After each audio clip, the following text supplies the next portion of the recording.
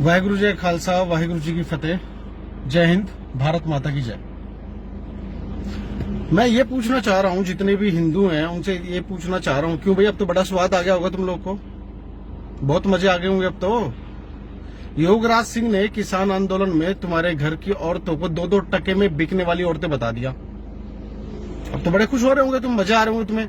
वहां पे तुम लोग भी थे जब योगराज सिंह ने ये स्टेटमेंट दिया किसान आंदोलन के अंदर कि हिंदू की औरतें 2-2 टके में बिकती थी और उनको हमने बचाया। तू साले पहले अपना घर तो बचा ले योगराज सिंह। तू क्या हिंदुओं की औरतों को बचाएगा?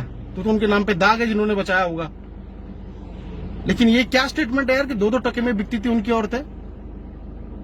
एक एग्जांपल देता हूं आपको। कंगना रनौत ने एक बुजुर्ग महिला के ऊपर एक कमेंट किया और कमेंट बहुत भद्दा कमेंट था। इसकी आलोचना भी हुई और हम लोग भी आलोचना करते हैं इसकी, ऐसा नहीं बोलना चाहिए था। बहुत गंदा कमेंट था जो उन्होंने कमेंट किया बुजुर्ग महिला के ऊपर। लेकिन आप लोगों ने ये महसूस किया कि उसके विरोध में सिर्फ पंजाब के सिख ही नहीं, पूरी ग्लोबल सिख जो कम्युनिटी थी सारी एक साथ आ गए। उनके कलाकार, उनके फिल्म स्टार, उनके मिनिस्टर, उनकी सेलिब्रिटीज, सबके सब एक साथ हो गए। लेकिन तुम साले किस मिट्टी के बनो, तुम्हें ये समझ में नहीं आता है क्या? जिस किसान आंदोलन के बीच में खड़े होके माइक पे बोला गया कि हिंदू की औरतें 2-2 टके में बिकती थी और तुम लोग वहां खड़े होकर तालियां बजा रहे हो, वाह। क्या मतलब जमीर मर गया तुम लोग का? कुछ गैरत बाकी है? जितने भी हिंदू लोग हो, कब जागोगे यार तुम? कौन सी मिट्टी के बने हुए हो? अपने घर से जब निकलोगे ना किसान आंदोलन जाने के लिए, ट्रैक्टर लेके, गाड़ियां लेके, तो कम से कम अपने घर में बता के जाना अपनी माँ और बहनों को कि तुम्हारे बारे में क्या सोच रहे हैं वहां के लोग। तुम्हारे जितने भी सेलिब्रिटीज हैं, चाहे तुम्हारे गायकार हैं, चाहे तुम्हारे कोई भी हैं, चाहे वो हरियाणा के हैं, चाहे वो कहीं के भी हैं, किसी की अलग से आवाज नहीं निकली।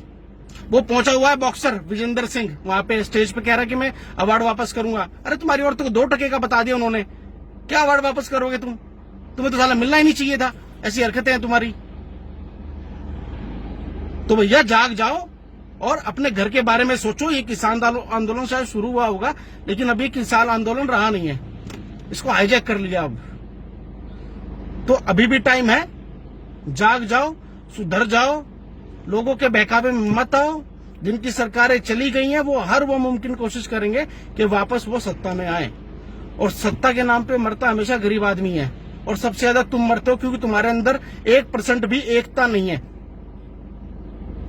तुम्हें पता है पंजाब का किसान पूरे इंडिया का सबसे रिचेस्ट किसान है, पता है तुम लोग को? नहीं पता होगा ना? पता करो इन चीजों को, फैक्ट को जानो। कितनी चीजें गवर्नमेंट ने प्रोवाइड करा रखी है। ना सिर्फ इस गवर्नमेंट ने, पुरानी गवर्नमेंट ने भी प्रोवाइड कराई होंगी। लेकिन ये क्या मुद्दा हुआ यार? और दिल्ली वालों, तुम क्या यार, क्या लोग हो तुम? कोई भी तुम्हारे घर में कभी कोई रोड रोक के बैठ जाता है, कभी कोई कुछ करके बैठ जाता है। अब तुम्हारे बॉर्डर सील कर दिए, कल को तुम्हारी गलियां सील कर देंगे, तुम्हारा खाना पीना बंद कर देंगे। तुम क्या सोती रहते हो क्या?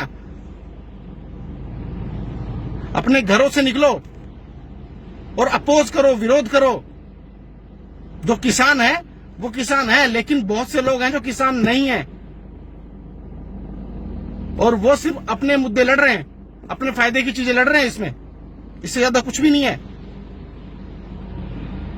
और एक बार फिर याद दिलाने चाहता हूं हिंदुओं को, जब भी अपने घर से निकलो अपनी माताओं बहनों को ये बता के निकलना कि तुम्हारे बारे में ऐसी बातें होती हैं कि तुम 2-2 टके में बिकती थी।